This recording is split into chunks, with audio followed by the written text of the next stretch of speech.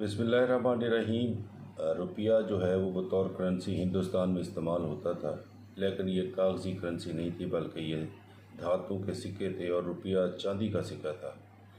अंग्रेज़ों के आने के बाद बर सग़ीर के अंदर यानी हिंदुस्तान के अंदर कागज़ी नोटों का, पेपर करेंसी का आगाज़ हुआ और सबसे पहला नोट जो छापा गया वो 10 रुपए का नोट था, जो कि 1861 में छापा गया और ये लॉर्ड कैनिंग के दौर में जारी हुआ।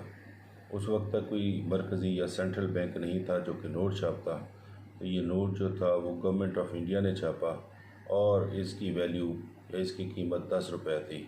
ये पहला कागज़ी नोट था जो कि हिंदुस्तान के अंदर छापा गया।